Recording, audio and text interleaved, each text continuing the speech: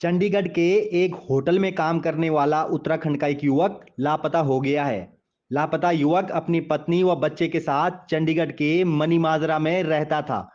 लापता 25 वर्षीय नवयुवक वीरेंद्र सिंह रावत उत्तराखंड के नौगांव उत्तरकाशी के बरसाली गांव का मूल निवासी है। लापता युवक बीते 5 जुलाई को अपने एक दोस्त खुशपाल सिंह के साथ रात 11:30 बजे घर से निकला था। बताया जा रहा है कि वीरेंद्र और उसका दोस्त खुशपाल एक होटल में पहले साथ में शराब पीते हैं और फिर शराब पीने के बाद दोनों 12 बजे रात होटल से बाहर निकल जाते हैं। रात 2 बजे भी दोनों सीसीटीवी फुटेज में दिखाई देते हैं, जिसके बाद सुबह 4 से 5 बजे के बीच वीरेंद्र का दोस्त खुशपाल सीसीटीवी फुटेज में अकेला दिखाई देता है और तब से वीरेंद्र का कोई पता नहीं चला है। परिजनों का आरोप है कि पुलिस वीरेंद्र के दोस्त खुशपाल से कड़ी पूछताछ नहीं कर रही है, जिससे वीरेंद्र के बारे में कुछ पता नहीं लग पा रहा है कि आखिर वो कहाँ गया। देखिए क्या कहते हैं वीरेंद्र के परिजन। 5 जुलाई को। 5 जुलाई को क्या घटनाक्रम हुआ था उस दिन पूरा? सर एक लड़का है, दोस्त आया था उनका, वो बैठे रहे थोड़ी देर।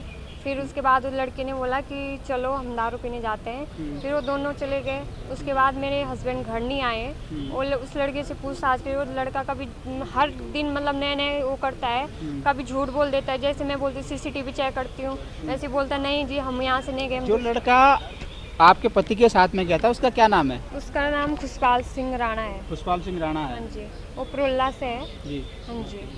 तो क्या लगता है, क्या ये पूरा प्रकरण रहा होगा? कहाँ गए होंगे उसके बावजूद वो घर आ जाता है और आपके पति घर नहीं आते हैं? तो क्या लगता है, क्या पूरा प्रकरण रहा होगा?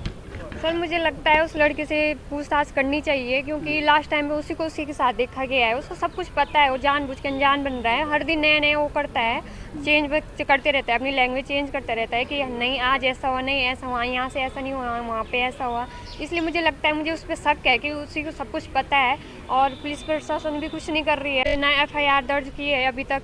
इसलिए तो आपने पुलिस प्रशासन से FIR दर्ज करने के लिए कहा हो कभी इससे पहले? सर मुझे इतना तो पता नहीं है। फिर जो भी उन्होंने उस दिन कंप्लेंट लिखी है उसने मुझे एक दिन वो दी, सीटी दी, बस। इसके अलावा उन्होंने मुझे नहीं तो पता कि FIR और होती है, कुछ इतना पता मुझे। कहीं ना कहीं सीसीटीवी फुटेज में वो, जैसे आपने कहा कि 12 बजे वो लड़का जो खुशपाल नाम का व्यक्ति है वो कहता है कि 12 बजे तक ये मेरे साथ था, जबकि सीसीटीवी फुटेज में 2 बजे तक वो साथ दिख रहे हैं। तो क्या ये कितना बजे? उसने झूठ बोला। पहले दिन बोला कि हमने जब सीसीटीवी चेक किया वो दोनों नहीं दिखे। फिर बोलता है कि नहीं मैं अकेले गया, हम 12 बजे तक साथ में थे, हमने उसको घर तक छोड़ा, झूठ बोला।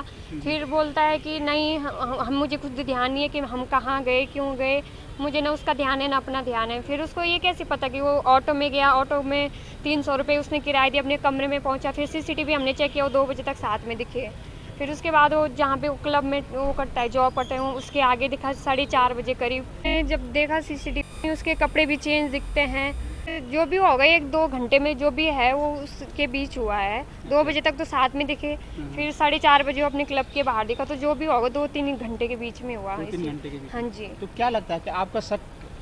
हाँ जी, मेरा शक तो उसी लड़के पे है, क्योंकि लास्ट टाइम उसी के साथ देखा गया है। वो हर दिन मतलब नए नए वो कुछ एक ही, अगर सही है तो एक ही बात पे वो कर अलग अलग ही वो क्यों दे रहा है। हमें 2 घंटे हो गए बैठे, वो बोल रहे हैं कि बैठे रहो थोड़ी देर, बस कर रहे हैं ऐसे ही गुमराह कर रहे हैं हमें।